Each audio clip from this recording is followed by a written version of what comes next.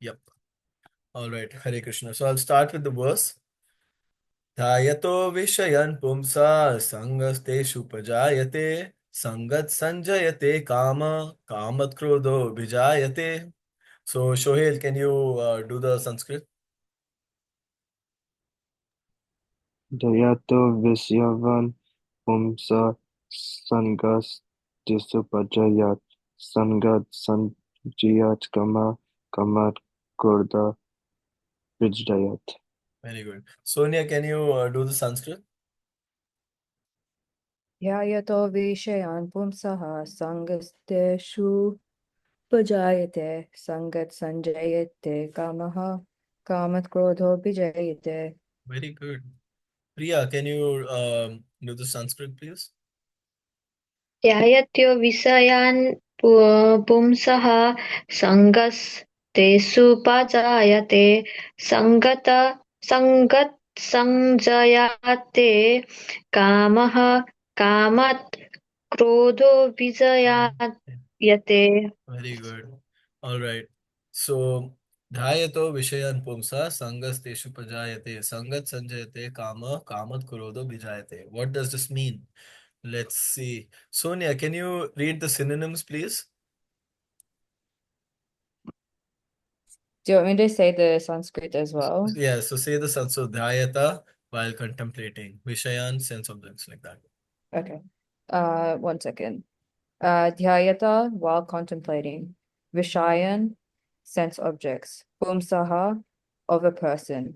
Sangaha, attachment. Deshu, in the sense objects.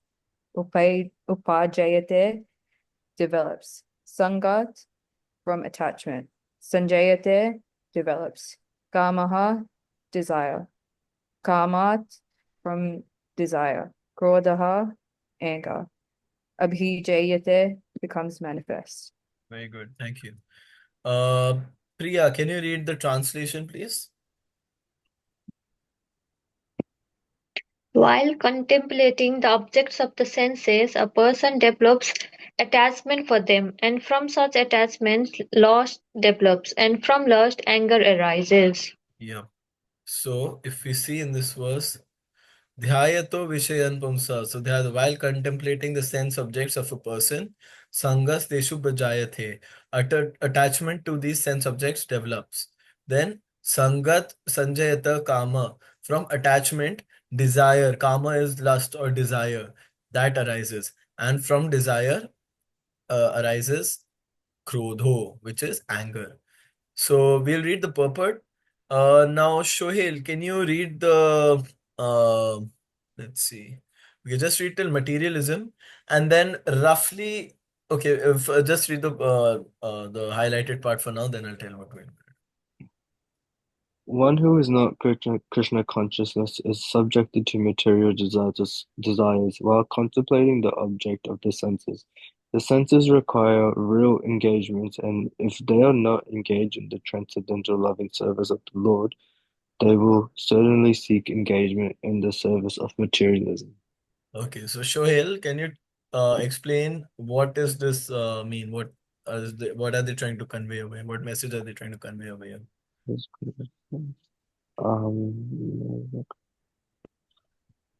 Um, just by reading it, I think they're trying to understand one who's not subjected to Krishna consciousness and not have their mind on Krishna, they will be loving service of materialism, just normal materialistic stuff and desires. Very good. Sonia, can you tell me what do you mean exactly by Krishna consciousness and why is it being said that if you're not engaged in Krishna, then you're engaged in service of materialism, according to your understanding?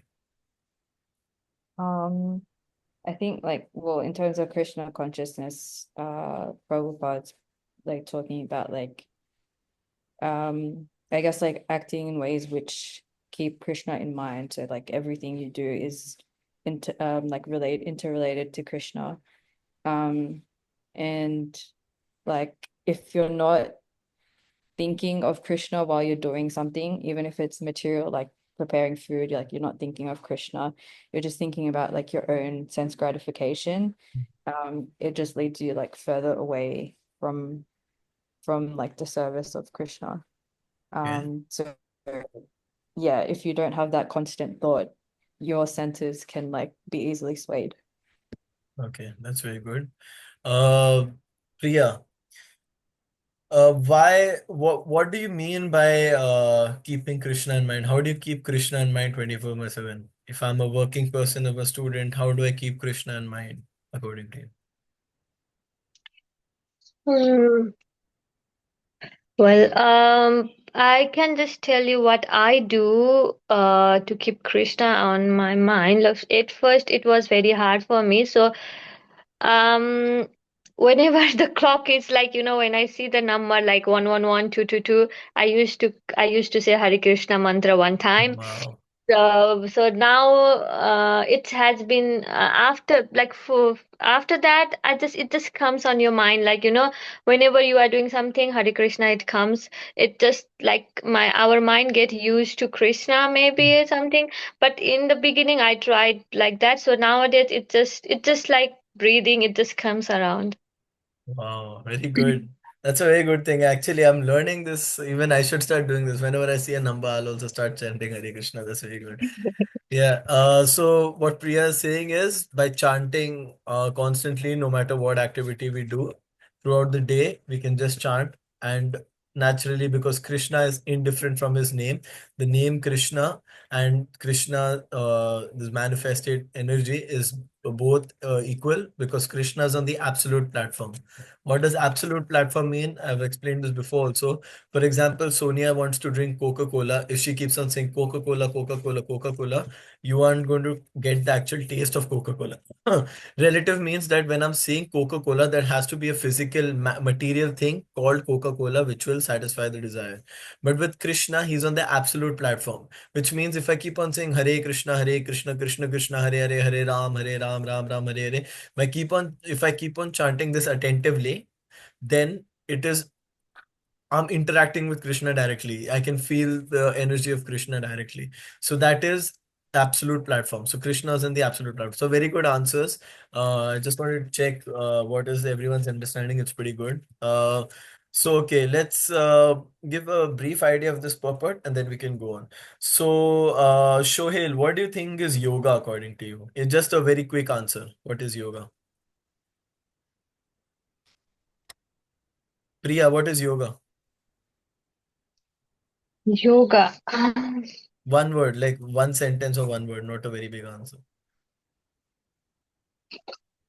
Whatever um comes to mind, just say it. at the moment, yoga means the thing that we do that's coming in my mind, like focusing your body to one thing and Hmm. going forward with it. Okay. Sonia, what do you think yoga means? Or what is your understanding of purpose of yoga? I think yoga means connection, or is it a connection to Okay, Krishna? Yeah. that's very good. Yoga means, okay, Shohil, I am waiting for your answer. Um, like, isn't it like different teachings? That's Okay, fine. Yeah. that's also good. So yoga, like Sonia said, it comes from the Sanskrit word yuj, which means union or connection to Krishna. Now, the purpose of yoga is for detaching our senses from sense objects. So, if we see right now, we are all attached to some sort of sense object or the other, and our mind is constantly contemplating on some particular sense object or the other. Especially if I see like most of the people I see on a daily basis, either they're thinking about what to eat next, what to buy next, how do I enjoy such pleasure. The mind is constantly contemplating some sort of sense object. Now, the problem with sense objects is that sense objects are like a mirage. It might seem that it's very appealing, it might seem that there is some actual pleasure in it, but just like a mirage, if you go, Shohil, what's a mirage? Can you tell quickly? I'm not sure of that. I've never heard of that. Sonia, what's a mirage? I think it's like the like classic example is like when you're in a desert and you're really thirsty and like you imagine there's like something there, but it's not actually there. So you might imagine Yes, like water there. yes. That's correct. So, like the desert example is very classic. I've seen so many movies where people are like stranded in a desert. Suddenly they see and they are really thirsty, and then the second their desire for thirst is that they start hallucinating. They see like a oasis with palm trees and a lake of water, and they immediately run towards it. And when they reach there, they realize that it was an illusion. It wasn't actually there. So, just like that, all material pleasures are actually illusions. They seem to be very real. They seem to be a genuine source of pleasure. But when one actually gets it, they don't really get satisfied. That's why they're always hankering for more. So you'll see everybody in material world is constantly hankering for some sort of material desire or the other. They're either thinking what to eat or, how can I, eh, gratify my senses in some way or the other, go to the bar, do this, do that constantly. Even like from a small kid, you'll see to a grown adult, everybody is constantly, at least in the material, world, constantly looking on some way or the other to gratify the senses. So, what is being said is the first stage is when you're contemplating on the object of senses. Now, like for example, I'll give an easy example. You're sitting and you're really craving a particular burger, for example, you're craving a burger. Now, when you start craving that burger, now you're suddenly attached to it. Now, your mind is constantly stuck. It'll keep on giving you that thoughts that, oh, I'll go like this. It will start giving you ideas. Your intelligence will come at play. It will give you methods like, oh, I'll have to, it costs this much. At this time, I'll pass through the drive-through. I'll buy the burger. Your mind is already contemplating on it. So it's contemplating on the sense object, then it is attached to that sense object, and from attachment desire develops. Now you'll see you really want that particular burger that you were thinking about. You constantly, it's like your day will almost be very ruined if you don't get it. So there's a deep desire, and with desire there are two things that come. Either if you are unable to fulfill the desire, there is krodho, which is anger. Now you're very frustrated because you're so deeply attached with that material thing that when you're unable to get it, your whole day is ruined. Now you're completely angry. And if you get it, then you get greed. You are thinking, okay, I got burger, now how can I get fries? Now, this is just a small example I used of burger and fries, but we'll see in material world, this is being used for much larger things. People are thinking of how to accumulate, bigger property. How can I, attract a particular person of the opposite sex? They are constantly doing that. And when they are unable to get it, there's frustration, there's anger. So, yoga means detachment from sense objects, because the purpose of human life is to actually, I mean, the main objective and this intelligence, the reason we have got this elevated intelligence is because we can focus our mind on the super soul or Vishnu or Krishna. Now, when the super soul, it exists within us, but we have forgotten it. We are constantly too occupied in contemplating on different sense objects. Hence, we are unable to focus it. If we cut down the distractions, we'll see that the primary focus is on the super soul, and engaging our senses on the super soul is what yoga is trying to do. It's a method of doing it. Now, there are different types of yoga. We'll get into that later. Before that, can I get Priya to read? Let's see. Okay. Lord Krishna.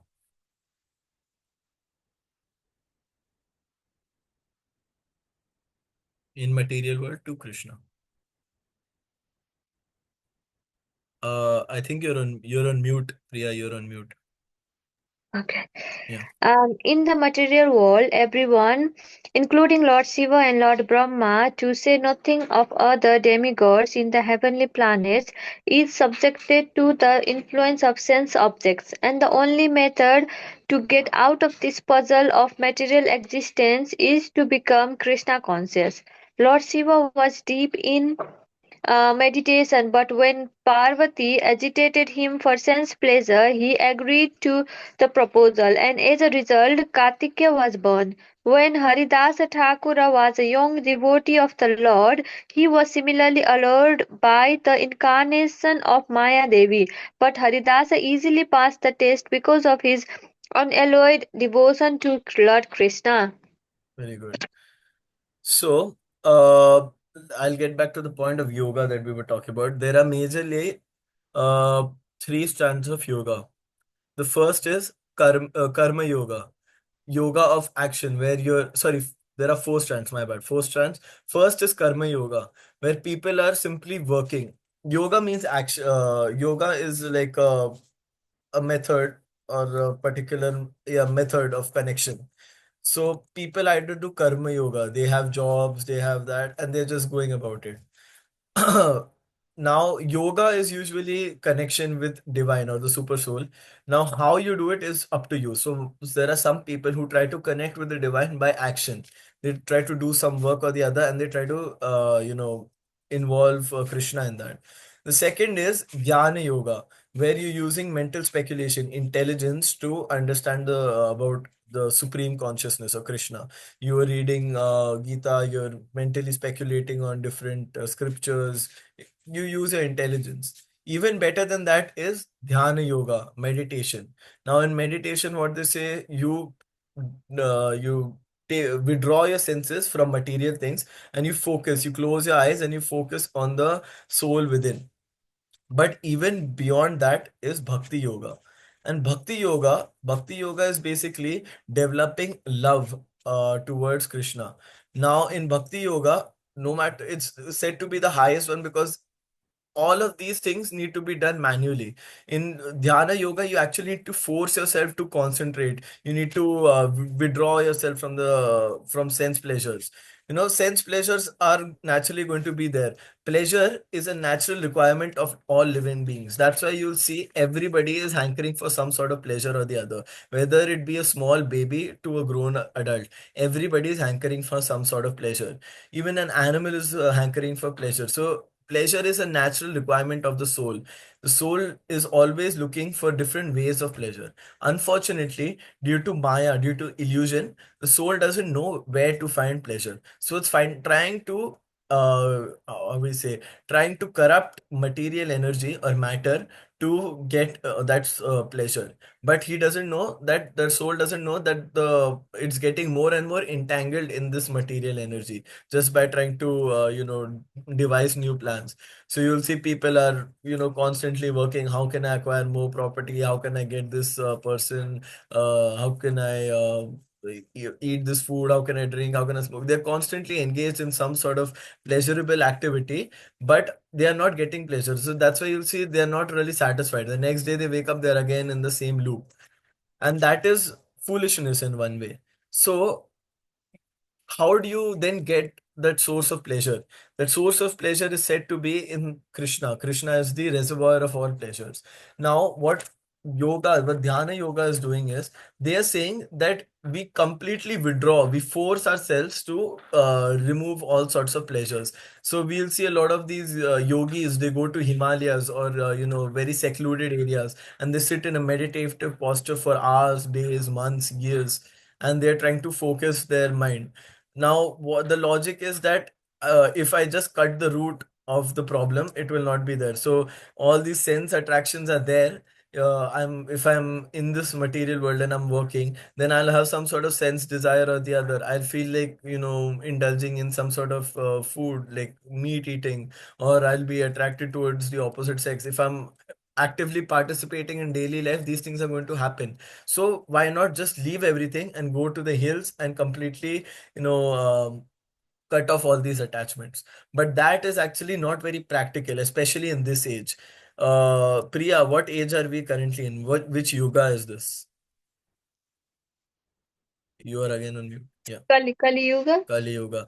Can you give me some basic definition of Kali yoga? Like, how are the people in Kali yoga going to be as per those shastras?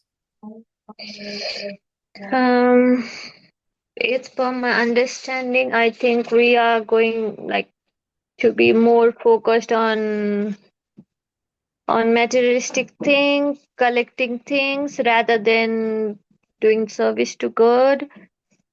they're gonna tend to their own body rather than the soul, Okay. maybe.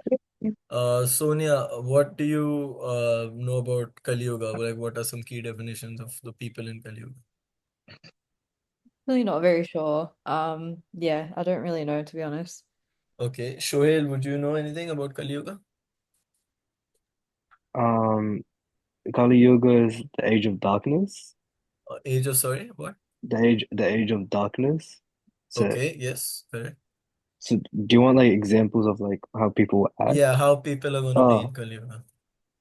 so people get into like gambling, sex life, drinking, just like Yeah, greed, but anger. okay, but then that was also present in Mahabharata. Entire Mahabharata happened because of gambling, and Mahabharata was Dwapar Yuga. It wasn't Kali Yuga. So then, how is it that in Kali Yuga people are doing gambling when it was done in the previous ages? It's more common in Kali Yuga. Okay. So yeah, that's sort of close. So Kali Yuga is mainly defined, it's called the age of hypocrisy, or darkness also is correct. It's the age of hypocrisy and quarrel, where people are always mentally disturbed. There'll be, you know, people who will try to cheat people, dissuade them, trick them. We see that today, so many marketing agencies try to trick people. They put false advertisements, and there's so many scams and everything running. So, an age of quarrel. Over every small thing, there is some sort of quarrel, some sort of argument. People don't seem to be able to get along. Main definition is everything is also deteriorating, like memory, intelligence. Yeah, all of that is deteriorating. Priya, can you put yourself on mute? That's all right. So, everything is deteriorating. We can see that practically also. Like, I think there was a research done by an American university where they said that a man's handshake has uh, has the strength of a man's handshake has gone down by 30 pounds in just like 20 years. So that's we can all like even the food is deteriorating. An average apple or any fruit, an orange, a Californian orange, the nutritional value it has today is like 30 times less, sorry, 47 times less of what it used to be there in the 1960s. So food, soil, in general, how society is being is progressing, it's deteriorating. There's a clear deterioration. In that age, when people are so mentally disturbed, you'll see concentration. So in 2009, they did a research where they saw which is the the most distracted species, which has the shortest attention span. And in 2009, the result was that goldfish is supposed to be the most distracted species. It cannot pay attention for something for more than like 0.004 milli, something like that. And then 2014 or 2015, they did another research, and guess who came number one? It was the great, glorious human beings. So you guys can applaud ourselves. We have finally beat the goldfish. This is nothing to be applauded. It's actually a very embarrassing thing. So human attention span has gone down. It's actually very, very low. The average human span is so, but it's so bad, and we see so many multiple reasons for that. There's these 2 second reels, and everything is fast and quick gratification. People aren't able to wait for long things anymore. Short videos, this, that, everything is quick, quick, quick, and that's why the attention span has completely gone for a toss. So in this sort of situation and this sort of mental disturbance, it's almost impossible to practice meditation. It's just not practical in this age. It's just not practical. In meditation, if you see in previous yugas, people used to go underwater or go to in very extreme climatic conditions, in extreme cold, extreme heat. They used to practice penances for so many years, almost like hundreds of years. Nowadays, people don't even live for hundreds of years, so forget about meditating for hundreds of years. It's impossible. So, in this age, what is the most practical and the most easily achievable form of yoga? So, I said about karma yoga, jnana yoga, then there is dhyana yoga, and then finally we come to bhakti yoga. So, Shohel, out of these four, which one is the most practical for this age? Bhakti. Good, correct. Bhakti yoga is the most practical because if one attaches, so it's like senses, your sense needs some sort of engagement. If I say, Sonia, that you don't think about anything, that's not possible. Your mind will think, even nothing is a, you'll have some sort of thought. It's not like you can stop your mind completely, then you're dead. If a person doesn't have desire, the entire reason that we're existing right now is because of desires. When a soul desires, he attains a particular body and particular circumstances to enjoy those desires. I mean, falsely enjoy those desires. There's no actual enjoyment. So if there is no engagement of the senses, you're practically not even alive. You won't even be existing if there were no desires. So dhyana yoga is practically not possible. And we can see some people who have tried dhyana yoga who are very, very good at dhyana yoga, yet they fell into sense gratification. Because if you try to force your mind away from sense gratification, it's going to be very easy for your mind to fall down again, because if there is no other engagement. So the best example we can think of is great demigods like Lord Shiva and Lord Brahma. Lord Brahma had a very beautiful, attractive daughter called Goddess Saraswati, and he, in fact, he was supposed to be, he's such a great demigod, yet he fell for his sense, like sense gratification, for sense pleasure. He was almost, attracted to his own daughter. That is the power of that. He became enchanted by Saraswati. Even Lord Shiva, when Lord Shiva saw the form of Mohini Murti of Vishnu, even though Lord Shiva is supposed to be the greatest of all demigods, he's supposed to be Dev Mahadev, he's supposed to be the greatest of all demigods, and he's one of the most perfect yogis, the best yogis. You'll see in any photo of Lord Shiva, he's sitting in a yoga, a meditative posture, and he's always in trance. However, even a great yogi, a great demigod, a great personality like Lord Shiva, on seeing Mohini Murti, he was completely bewildered by his senses. He actually started chasing Mohini Murti, and while chasing, there was semen discharge also. It's actually given in the scriptures.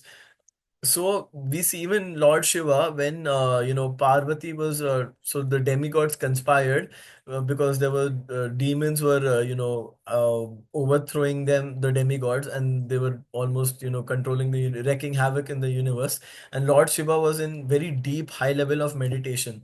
So the demigods, to get, because the only way they could defeat the demons is if Shiva had a son who could have slain the demigod, because Shiva has that energy and that potency. So they tried to persuade Parvati to go and um, they go and agitate or excite Shiva so that there could be an offspring. And when Shiva, even though he was in such deep level of meditation, on a little bit of push by Parvati, he actually went ahead and he had a son. Now, these are great personalities. Shiva is like the epitome of dhyana yoga. There's no other greater meditate. People are start meditation by worshipping Shiva almost, especially dhyana yogis. But even then, such great personalities, they also fell down to sense pleasure. However, when we see Haridas Thakur, which is mentioned over here, Haridas Thakur was a young devotee of the Lord. He was 24 years of age, and he used to chant 193 rounds of Hare Krishna. I'll repeat that again. He used to chant 193 rounds of Hare Krishna. We cry to chant even like 16. I doubt people even chant 16. Like we try to do one or two and we are just done. We like, stop it. I want to do something else now. This guy used to chant 193. An average round takes like 7.5 minutes if you're chanting in a normal pace. That's the average, approximately 7.5 minutes. So if you see 193 rounds, that was almost 22 hours. So he was practically chanting throughout the day. He used to even sleep for like 1 or 2 hours barely, and he used to just chant. That was how intense his devotion was. And when he was chanting, so he was basically chanting Hare Krishna, and everybody was completely, mesmerized by this great devotee of Krishna. And the landlord over there, Ramchandra Khan, he wasn't very pleased by seeing the popularity of Haridas Thakur. So, to agitate him and to give him a bad name, he hired a prostitute, and he said, "You dress very seductively, and you try to, seduce him, and then when I catch you both together, he will get bad name in the village and we can kick him out finally. He was trying to get rid of Haridas Thakur. This prostitute was actually Maya herself, Maya Shakti herself. You know, any attractive female we see or any attractive person we see is just like 1% of Maya.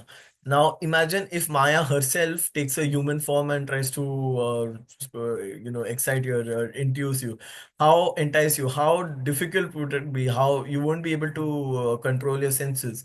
So Maya herself took a form.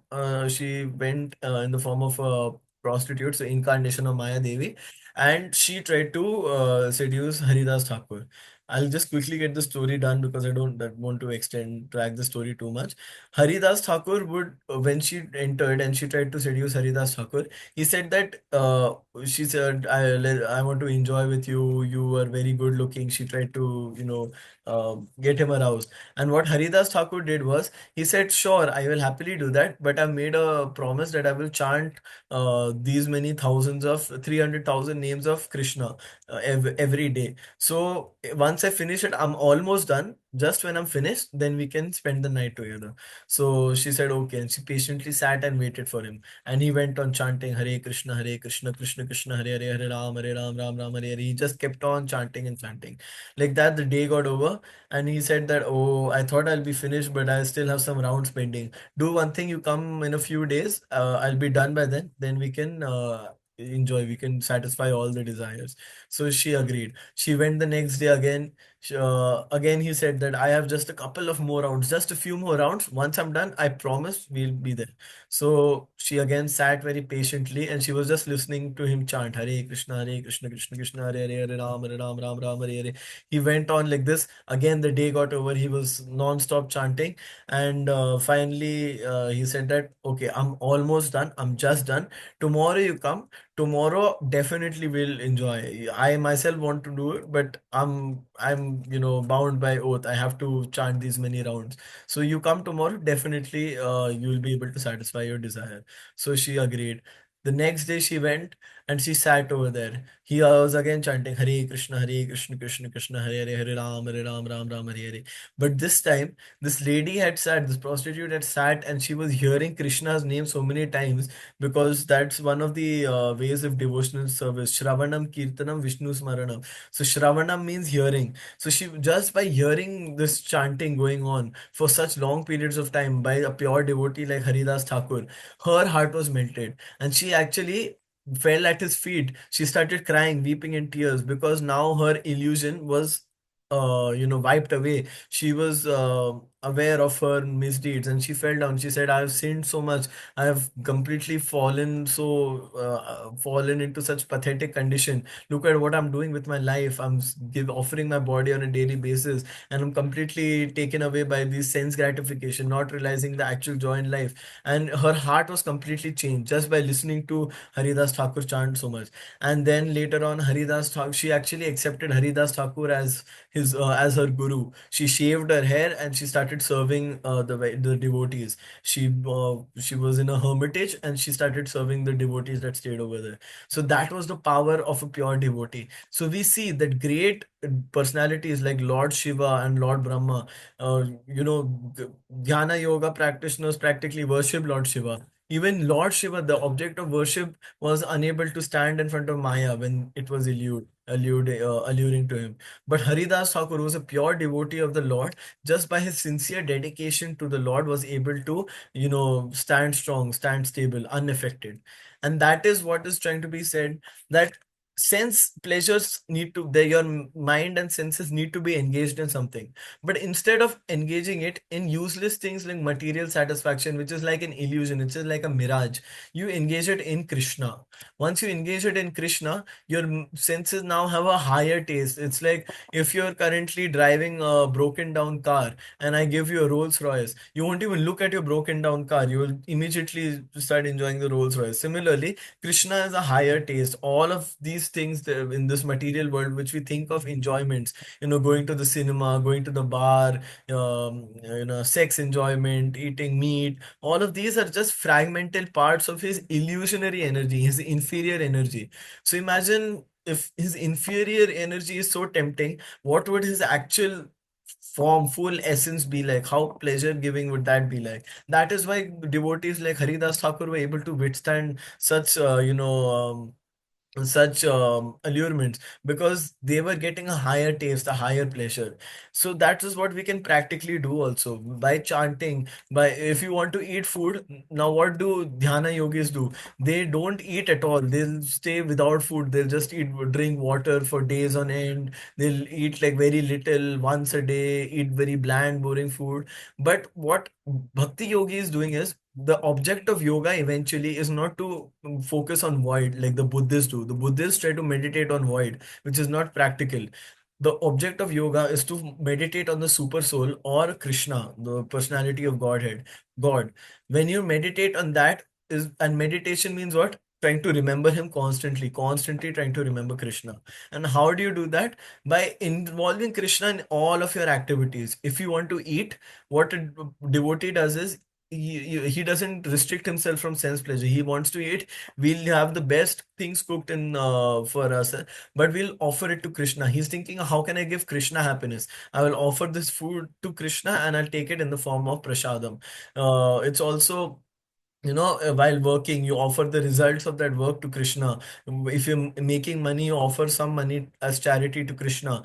Any activity you do, directly or indirectly, you can always involve Krishna in it. So when you bring Krishna into your life and Krishna into your objects of sense pleasure, then everything becomes purified, everything becomes spiritualized. And naturally, if everything is spiritualized, you yourself become spiritualized. You are not constantly entangled in materialism. Now you've gone beyond materialism. Materialism is inferior. So, Shohil, what did you understand so far?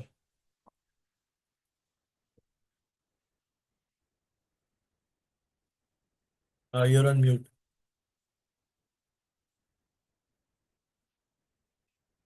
Oh, I think he, instead of unmuting, he pressed the wrong button.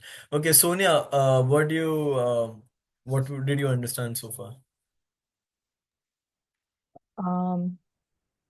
I think like there's a lot of like the Shastras explain, I guess, in many different ways, like how sense gratification is and like the desires of the senses uh, are really strong. They're really difficult to overcome. And like the best way to overcome it is to develop love for Krishna Mhm. through bhakti and like chanting the holy names and kirtan. Very Uh, good. yeah. Okay. Shoail is saying his laptop has died. Okay, not an issue. Priya, let's see. Uh, okay, you know what? Let's finish this verse, then we'll move on to the next verse because I want to cover the whole thing. So, can you read the last part from as to desires, the this paragraph? As illustrated in the words of Yamunacharya, quoted in the purport of text 60, a sincere devotee of the Lord shuns all material sense enjoyment, but due to his higher taste for spiritual enjoyment in the association of the Lord. That is the secret of success. One who is not, therefore, in Krishna consciousness, however powerful he may be in controlling the senses by artificial repression, is sure ultimately to fail, for the slightest thought of sense pleasure will agitate him to gratify his desire. Very good. So, Priya, can you explain what you understood from this purport?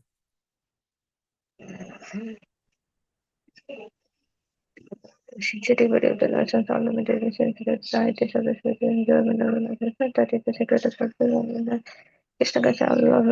Okay, so I think since it's like if we are a sincere devotee of the Lord, we sons we don't go towards the material sense enjoyment because we are used to the higher taste of the Krishna consciousness that other all sense gratification doesn't pulls us towards it because we are used to with the more higher taste, And if the person who is not Krishna conscious and he thinks that he can control the senses, it's just in his mind, because if something greater comes up, he will be like disbalance or something, so he will go towards the to fulfilling the sense gratification. uh, that's it, I Yep, think. very good. Sonia, what did you understand from this part that Priya just spoke about? I think you were talking about it before, like with Dhyana yoga, where you try to like suppress the mind, but because you're forcing yourself to try and focus on the Lord, like this, like senses are so strong that like it's really hard to just force them to be controlled. Mhm. So you can be easily swayed. Very good. That's very good. And yep, that's perfect. So we can see that going for material pleasure, sense pleasures is actually not even, it's actually causing more damage than giving you happiness.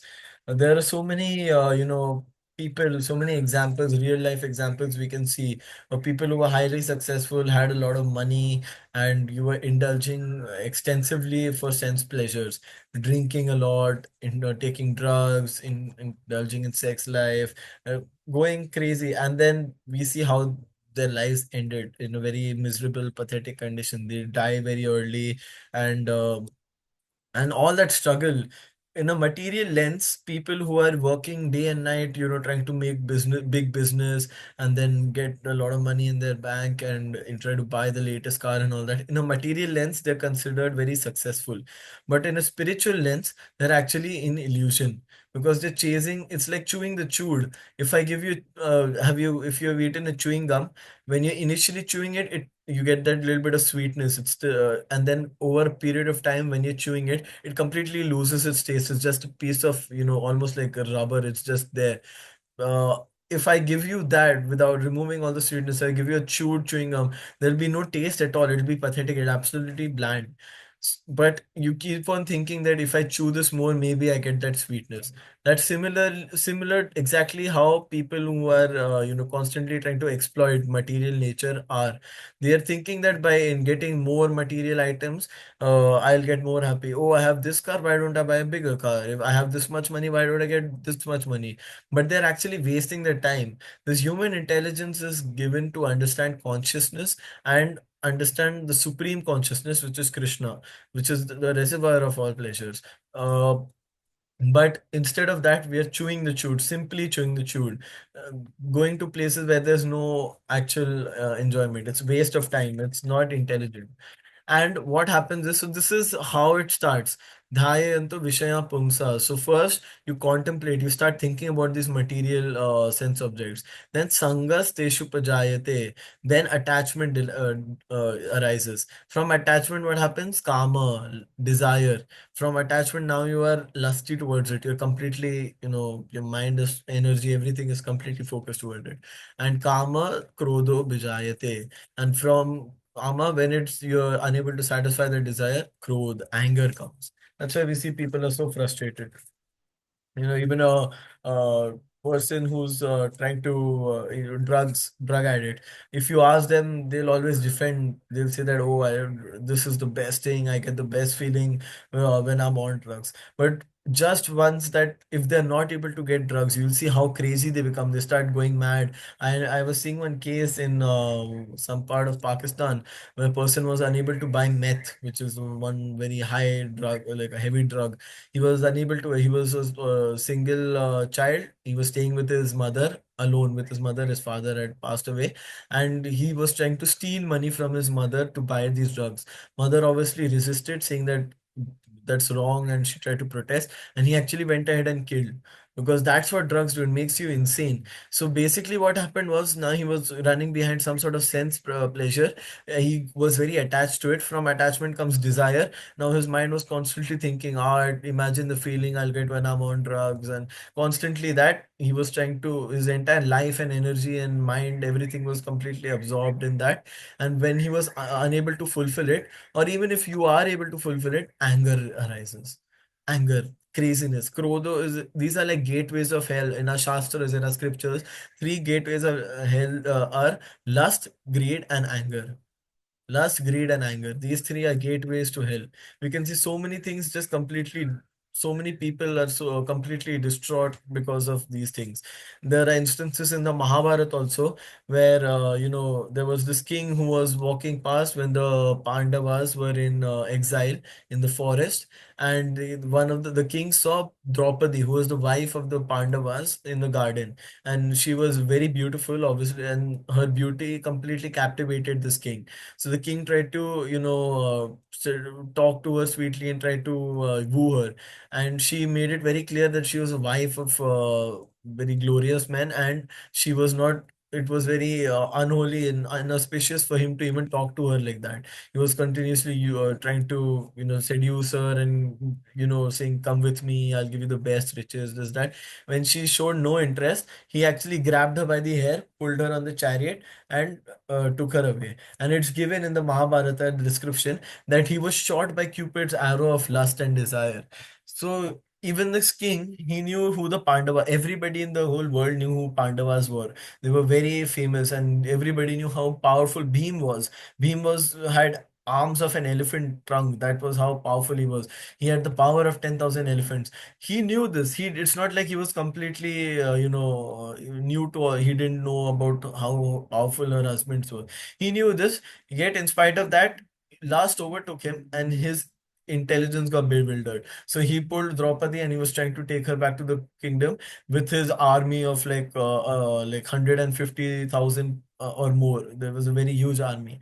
And when the Pandavas came to know, these five Pandavas alone went and they killed his entire army within minutes. And this king finally realized that he was in big trouble. He pushed Draupadi out of the chariot and he started running into the forest. They chased them, they smashed his face completely, and they embarrassed him. They said, "From now on, you're the servant. You have to declare everywhere you go that you're the servant of Yudhishthir." Because Yudhishthir said, "You can spare his life, don't kill him, but at the same time, he needs to be chastised for touching another man's wife." So he became a slave of the Pandavas. He went to utter embarrassment. From a king, he became a slave.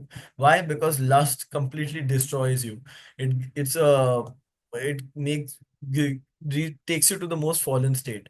Now, this is from where we understood, from contemplating an object of senses, attachment is developed. From attachment, lust is developed. From lust, anger is developed. Now, what happens after anger is developed, we'll find in the next verse. So, Priya, can you just read the I'll read the Sanskrit and you can just read the translation. So Sanskrit is Krodhat bhavati sammoha sammohat smriti vibrama smriti brahma sad buddhi nasho buddhi nashat pranashyati. So can you read the translation from anger?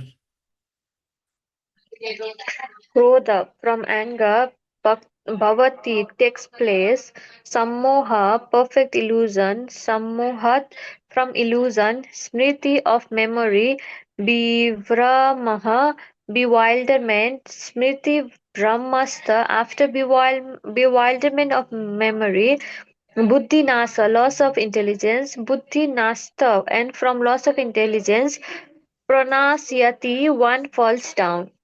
Very good. Sonia, can you read the translation, please? From anger, complete delusion arises, and from delusion, bewilderment of memory. When memory is bewildered, intelligence is lost, and when intelligence is lost, one falls down again into the material pool. Very good. So this is like a continuation of the previous verse. So previous verse said what? That from Vishayam Pumsa, that when a person Dhyayato Vishayam Pumsa, when a person is contemplating on sense objects, then attachment arises. Sangas Teshu Prajayate, attachment arises. And from attachment, what happens? Uh, Kama, which is desire, comes. And what happens from desire? Anger, Krodha comes. Now from anger, so Krodha Bhavati Sammoha. From anger comes Sammoha, illusion, perfect illusion. From illusion, Smriti Vibrama. From illusion, the memory is completely bewildered. And from Smriti Brahmasad, from bewilderment of memory, Buddhi Nasho, your intelligence is destroyed. From destruction of intelligence is basically your destruction, the destruction of the soul. Prana Nashati, In Hindi they say Vinash or iska na Satyanash. Satyanash. Nash means destruction of what? Prana. Prana is the soul. So destruction of the soul. Why? He falls down into the cycle of birth and death. So this is what happens. Now, uh, we see like when someone is angry, Smriti Vibrama, his first it comes illusion. From illusion is bewilderment of memory. Now, what does this mean? For example, a thief or a criminal, he knows that if I rob houses, if I commit these crimes, he knows that there is going to be some sort of repercussion. There is knowledge. He understands that there is hearing. He's probably heard from other people how this is a sinful activity. He's probably practically seen some of the other thieves going to prison because of the crimes they committed. Yet, when he's completely bewildered by the sense objects, by the lust of sense objects, and that lust is his intelligence, his memory is completely affected. And when his memory gets lost, so in spite of knowing the effects of doing these, he will still go ahead and do it because he's so attached to that desire. And because of that, buddhi nasha, his intelligence is bewildered now. And because of the intelligence bewildered, in spite of knowing everything, so they'll keep him in jail for 10-15 years. He will suffer, and when he comes out, goes ahead and does the same crime. Why? Because that desire is still there. That lust is leading him to this bewilderment. Now, what can let me just see, can one of you just read from By Development of Krishna Consciousness to, let's see, okay, to Devotion. Sonia, can you read that? By development of Krishna consciousness, one can know that everything has its use in the service of the Lord. Those who are without knowledge of Krishna consciousness artificially try to avoid material objects, and as a result, although they desire liberation from material bondage, they do not attain to the perfect stage of renunciation. Their so-called renunciation is called falgu, or less important. On the other hand, a person in Krishna consciousness knows how to use everything in the service of the Lord. Therefore, he does not become a victim of material consciousness. For example, for an impersonalist, the Lord or the Absolute, being impersonal, cannot eat, whereas an impersonalist tries to avoid good eatables. A devotee knows that Krishna is the supreme enjoyer and that he eats all that is offered to him in devotion. Yep. So sense objects are very important to control. They say that gratifying senses, eating, sleeping, mating, defending, all of this is for the animals. You'll see any animal, if you pretty practically every animal is involved in these four things constantly. Dog, pig, all of them is constantly engaging in eating, sleeping, mating, and defending. Human life is meant for tapasya. Tapasya means what? Some sort of austerity, some sort of penance that you take up, where you're trying to withdraw. You're trying to withdraw yourself from sense gratification, control your mind. Real happiness is coming from mind control. You'll see people who are practicing some sort of austerity, even like material austerity, people who, are probably exercising or working very hard, trying to constantly focus their attention on something. They are actually in the long term more happy because they're austerity is what gives you real happiness. That's the purpose of human life. But they are trying to attain, useless things. Falgu. Falgu means one without fal. Fal is fruit. So work which is without fruit, that is not really achieving anything. Okay, you people like they perform austerities. Like I gave the example of person who's exercising, eating, control, maintaining a diet. He's performing austerities. He'll get some sort of pleasure, some sort of happiness from performing those activities. But what is he doing? He's using that for more sense gratification. They are not knowing what is the objective of tapasya. Object of knowing tapasya is to focus your mind on Krishna, on God, and that will help because based on your desires, you're basically acquiring a body. So whatever you desire, you're getting a particular body suitable for that, which is causing birth, rebirth, time and time again. Now, once somebody desires Krishna, Krishna is is Mukunda, somebody who can offer liberation, which is freedom from the cycle of birth and death. That only Krishna can offer. So once somebody focuses and engages their mind in Krishna, then naturally he's able to withdraw his mind and senses from these cheap desires and attain something much more higher. Now, what do most of the dhyana yogis do? They try to meditate on void, on nothing.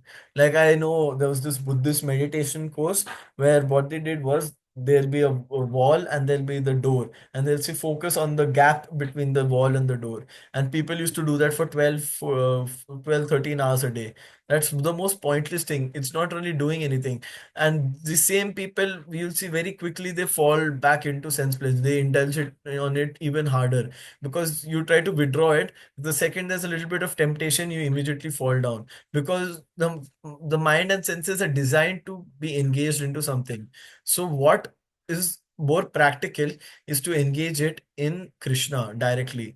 That is what bhakti yogis do. So a person, a impersonalist, person who tries to meditate on void, he will not eat only. He will say, I will completely avoid eating anything. He'll eat very little. He'll eat like very dry food, grains. Whereas Bhakti Yogi, he'll offer good eatables to the Lord and take the remnants as prasadam. Okay. Now, before we go ahead, um, can somebody explain what did you guys understand from this verse? So, Krodha Bhavati Sammoha. So, from anger, illusion arises, from illusion, bewilderment of memory, and from memory, loss of intelligence, from loss of intention, one falls down. So, can you guys give me an example or an understanding on what you could understand from this verse, Sonia? Do you want an example? Yeah. Um,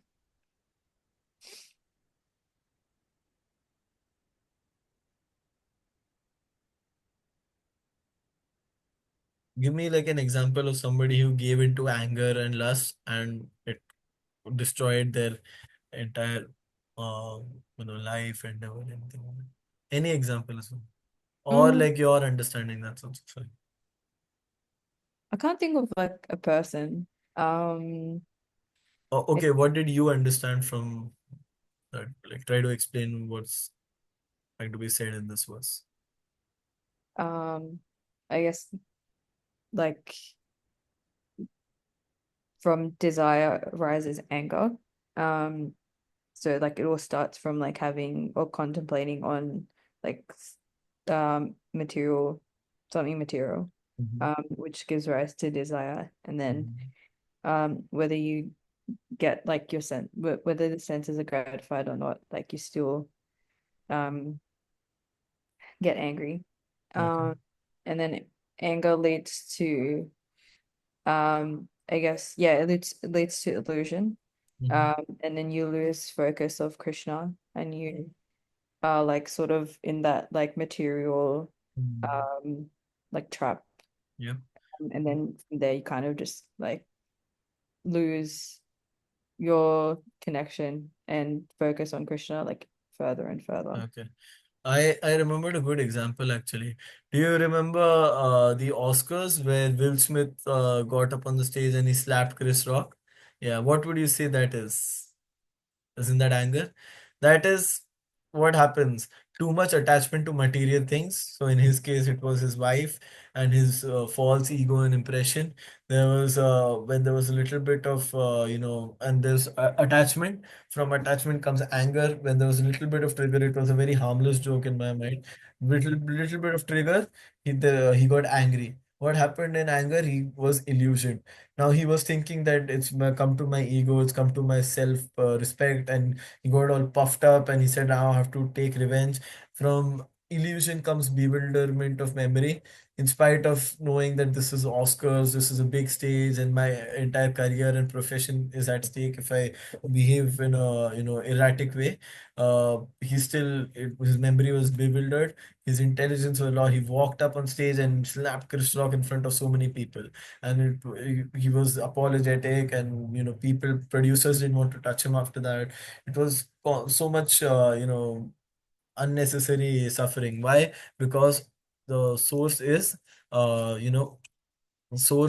lust or too much attachment to sense objects. And from anger we can see so many examples I can give of people who got overly angry and led to their own destruction.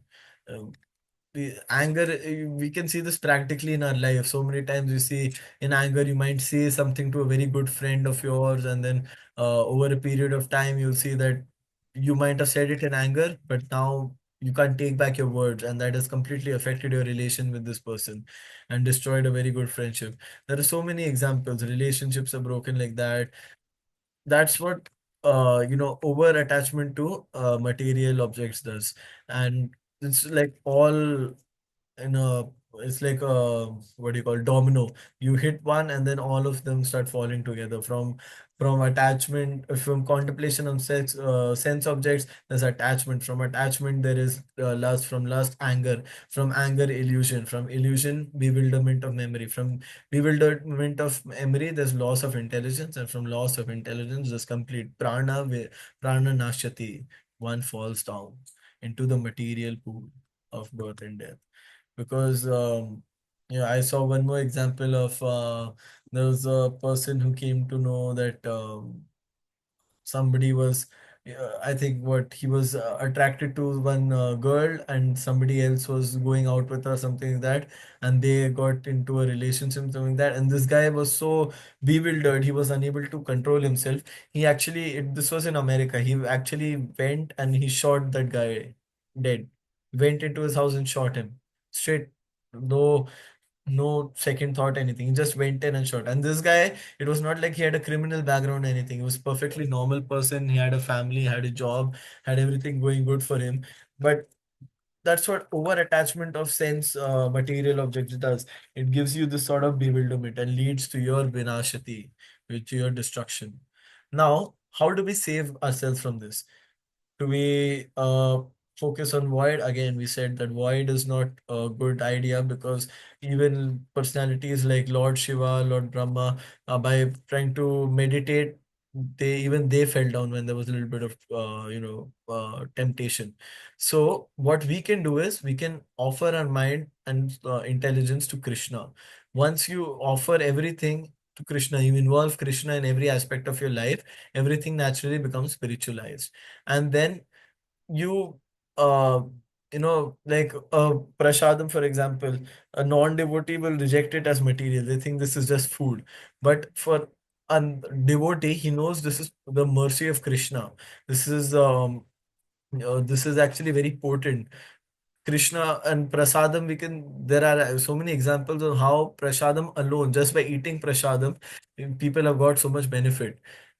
Now, a lot of people actually argue with me that what do you mean, just by eating the food we can get spiritual benefit? How is that true? It's just food. It's just rice and dal. How are you trying to say that by consuming this we're getting some sort of spiritual benefit? And we can see, like for example, there's a diseased person. A doctor will say that what if they have eaten something, they'll everything will be cooked for them separately. They'll be given a separate utensil and a. If you eat something that is contaminated or eaten by a diseased person, you will get that disease. You will be contaminated with that disease.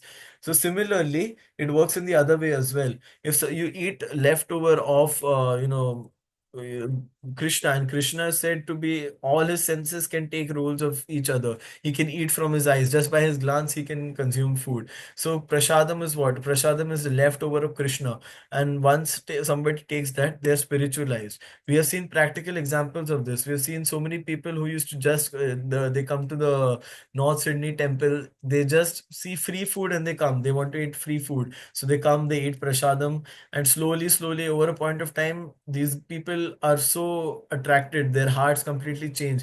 I've seen homeless drug addicts. They used to come to the temple every day, and they used to just come to eat food because hey, you're getting free food 2 3 times a day. Why not, right? So they used to go every day, and over a period of time, their hearts naturally change. They used to not chant, not read, just by engaging their tongue in Krishna. even indirectly they get so much benefit. Now they were actually able to come off drugs, which so many other people struggle with. They are actually very good devotees now. They are serving in the temple during some festival like Yatra, Jagannath Yatra or something. They do a lot of service, cleaning service, serving service. They are very stable in their daily lives as well. So we can see how potent spiritual objects are. Once you develop a taste towards spiritual things, then naturally you will lose taste for cheap material things. When everything is spiritualized, there is no danger of downfall. Once somebody tastes Krishna, he loses taste for all these useless material things like Haridas Thakur. There is even like Madhvacharya, somebody from the Madhvacharya Sampradaya. He says that earlier I used to love indulging in sex activity. I used to constantly indulge in sex activity. But after he got into the spiritual path of life, he literally writes this, that now even the thought of sex comes into my mind, I feel like spitting on the ground. So that's how much distaste I've built towards it. Why? Because he's tasting something much more higher, much more better. And when there is something is spiritualized, you're free from these bondages of lust, greed, and anger and desire. You get something much higher than that. So Priya, can you quickly read the last line and then we can conclude? The devotee to devotional service.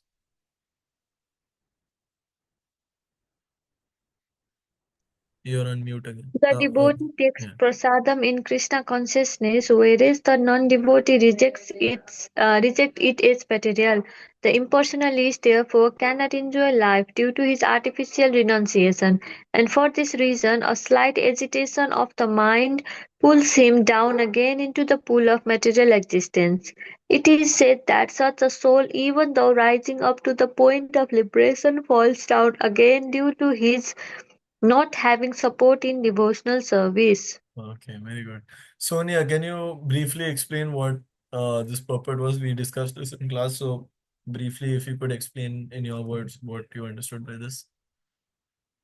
So it's saying that a person impersonalist who's basically meditating on void or nothing, artificial renunciation, even if there's a slight agitation, it pulls him down into material existence. So what does this mean according to you, in your understanding? I guess like the impersonalists, they don't believe in like the supreme personality of Godhead in the first place. Mhm. So everything they're doing, like all of the like renunciation they have doesn't have any ultimate purpose. Mhm.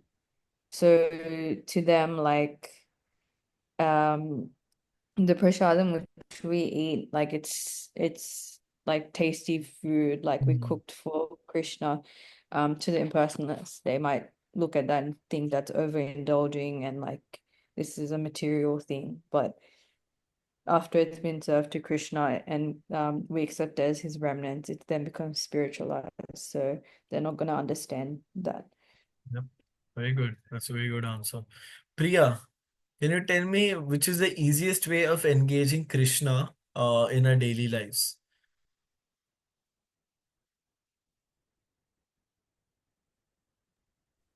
Easiest way of serving Krishna.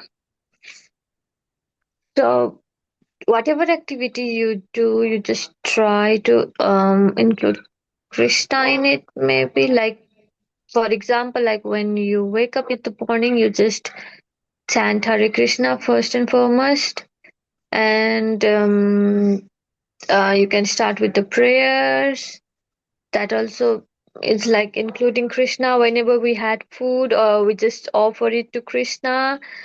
And when we are out, like when we are busy with work, it sometimes get hard to um include Krishna, but it's just a matter of practice or matter of time that if you keep on reminding yourself, then it will just come to you. So Yep. maybe, yeah, doing in all those activity, we can just like chant Hare Krishna while we are doing it. Like for example, if we forget to chant, we can just, instead of listening to other music, we can just listen to Hare Krishna Maha Mantra, so that it Mhm. can stuck in our mind. Mhm. It does that, like it will help us with the chanting as well. Mhm. And in that way we can just, because we remember his name, so Mhm. we will remember him as well. So it's Yep. the same thing. Very good answer. I like Yeah. both of the answers. Yep. So, Prabhupada says the easiest way we can, and the easiest sense object that we can engage in Krishna is our tongue, because tongue is one of the most difficult things to control. In general life, tongue is used for what? Either it's used for eating or for talking. So we like to talk a lot of nonsense throughout the day. We'll talk about this celebrity, this activity, this vacation, this person did this, and gossip and all this nonsense. And sound vibration is actually very powerful. Did an experiment where they exposed a plant to, they said very sweet things to a plant. Every day a person while watering the plant used to say, "Hi, good morning, how are you, may you have a blessed day," this that. He used to naturally say, or sing very nice classical songs. They used to do this. And the second plant, while watering, they used to abuse, throw curse words at the plant, say negative things, "Go to hell, you should rot," and all that. They did an experiment. They observed the plant. Within 3 weeks, the plant that was constantly saying very sweet positive things, the plant actually started growing flowers, and it was growing absolutely wonderful. Within like a very short period of time, it was growing very well, and everything was healthy, giving out flowers. Whereas the other plant, the leaves were drying up. It was actually not, it was a stunted growth. Most of the leaves had fallen down. It wasn't, even though the same amount of water, the same amount of sunlight both were getting, it was the exposure of vibrations that they were getting that were actually affecting them. So the sound vibrations that we ourselves produce and we are exposed to is actually impacting us. We might not even know this, but consciously or subconsciously, they are always playing a role. So it's very important to keep surround ourselves with positive sound vibrations. And this sound vibration of Hare Krishna, this is actually given as per our shastras, as per our scriptures. There are many, many, many scriptural proofs and scriptural evidences of Hare Krishna Mahamantra being the most effective, especially in this age of Kali. So just constantly being exposed to positive vibrations is the first thing. So Shravanam. But the easiest sense pleasure is tongue, because tongue is either used to gossip and give out spread negativity, or else eating. The second sense object that we're constantly attracted to is eating. We are thinking, how can I eat this? How can I eat that? So, how can we engage the tongue in spiritual activity? By first chanting. Instead of talking nonsense things throughout the day, try to chant more and more. The more you can chant, the better it will be for us. The more benefit we'll get, and the more positivity we'll get, because that mantra is that potent. And second is eating prasadam. Any food that you cook and all that. Now, what happens, I've seen it happen with a lot of devotees. Initially, they used to love eating. They would eat Uber Eats, pizza, burger, ice cream, whatever they felt like. Now, instead of thinking, how can I enjoy this food? Now they're thinking, what can I offer Krishna? They will spend time, think about what can I cook for Krishna. They'll make very nice, sabzi, or, pakoda, something like that, cakes.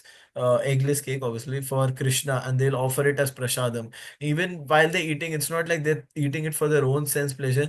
They are more excited for cooking new things for Krishna, because that's the kind of love and attachment they've built for Krishna. That is what we should aspire for. When we go from selfishness to selflessness, where instead of thinking of how to I make myself happy, I'm thinking about Krishna's pleasure. And the easiest way of doing that is engaging our tongue. And naturally, then all our senses can be that. From eyes, we can see Krishna. Seeing photo. Prabhupada said, any photos of Krishna is like a window to the spiritual world, where just by constantly engaging our senses in seeing Krishna, Krishna is all purifying. So anything related to Krishna is purifying. Just by looking at the, deity form of Krishna in the temple, that is also very purifying. Engaging our limbs when we walk to temple, it's actually given. There's a whole book called Nectar of Devotion, and in that it showed how different sense objects can be engaged for Krishna. We can sing, chant, dance for Krishna. We can listen to Krishna Katha or Bhagavatam like you guys are doing, or listen to, like Priya said very nicely, listen to Hare Krishna mantra on either in a song form or somebody chanting. All of that, those vibrations are actually very powerful, and they actually affect, water absorbs vibrations. So if water is exposed to good vibration, it's almost as good as nectar. But at the same time, if water is constantly absorbed to, like, surround, constantly given negative vibrations, water is actually as good as poison. It's in yoga sutras, it's actually given how water affects us, and we are ourselves 70% water. So it's very important what kind of vibrations we surround ourselves with. You can practically notice it. If Sonia is surrounded with four friends who's always constantly gossiping and always negative, oh my life sucks, oh this, that, over a point, even though your life may not have any tragedy, you might be living a happy, normal life, just by surrounding yourself with these negative people over a long period of time, it will start affecting you. So it's very important the sound vibrations we surround ourselves with, and what we speak is also very important. Easiest and first and foremost way is chanting the using engaging the tongue. So I think we'll conclude. Even her battery has died off. So Priya, any questions? Um, no, not at the moment. Not Thank at the you. moment. Okay, very good. Uh, Let me